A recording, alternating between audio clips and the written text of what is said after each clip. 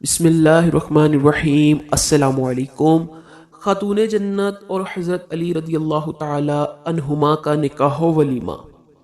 2 ہجری میں حضور صلی اللہ علیہ وآلہ وسلم کی سب سے پیاری بیٹی حضرت فاطمہ رضی اللہ تعالی عنہا کی شادی خانہ آبادی حضرت علی رضی اللہ تعالی عنہ کے ساتھ ہوئی۔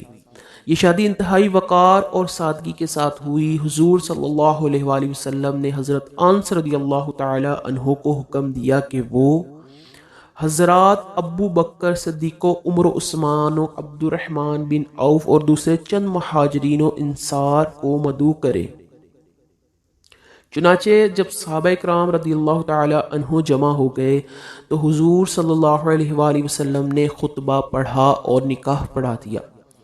ولیمے کے بارے میں علامہ شعیب حریفیش رحمۃ اللہ تعالی علیہ لکھتے ہیں، سرکار صلی اللہ علیہ وسلم نے حضرت سیداتنا ام سلمہ رضی اللہ تعالی عنہا کے پاس رکھے ہوئے دراہم میں سے 10 درہم حضرت علی رضی اللہ تعالی عنہ کو دیے اور ارشاد فرمایا، ان سے کھجور، گھی اور پنیر خرید لو۔ آپ رضی اللہ تعالی عنہ فرماتے ہیں، میں یہ چیزیں خرید کر آپ صلی اللہ علیہ وآلہ وسلم کی خدمت میں حاضر ہو گیا۔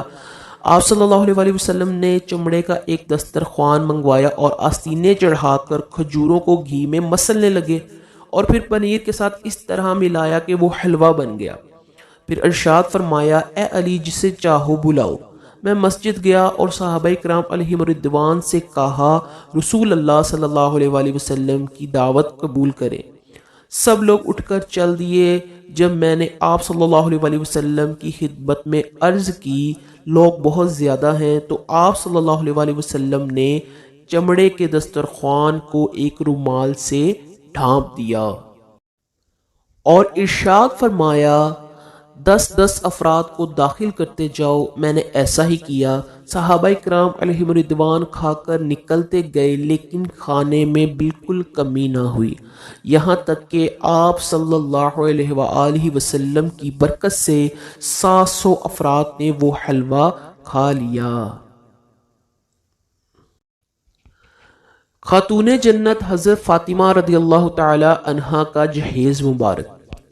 شہنشاہ کونین رحمت دارین صلی اللہ علیہ وآلہ وسلم نے شہزادی اسلام حضرت بی بی فاطمہ رضی اللہ تعالی عنہا کو جہیز میں جو سامان دیا، اس کی فہرست یہ ہے: ایک کملی، بان کی ایک چارپائی، چمڑے کا گدا جس میں روئی کی جگہ کھجور کی چھال بھری ہوئی تھی، ایک چھاگل، ایک مشک، 2 چکیاں، 2 مٹی کے گھڑے۔ حضرت سیدنا حارثہ بن نعمان انصاری رضی اللہ تعالی عنہ نے ایک مکان حضور صلی اللہ علیہ وآلہ وسلم کو اس لیے نظر کر دیا کہ اس میں حضرت علی اور حضرت بی بی فاطمہ رضی اللہ تعالی عنہما سکونت فرمائیں۔ تو ناظرین، خاتون جنت حضرت فاطمہ رضی اللہ تعالی عنہ کے نکاح کو نمونہ بنائیے۔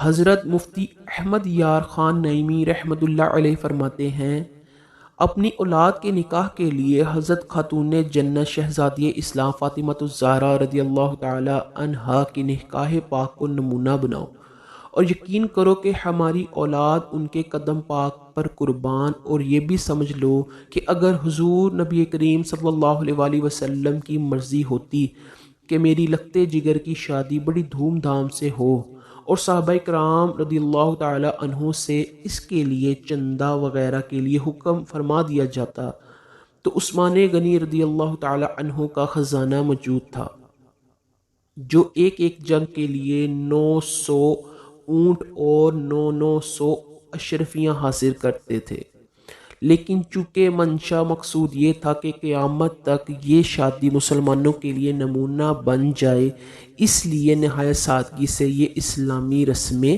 ادا کی گئیں۔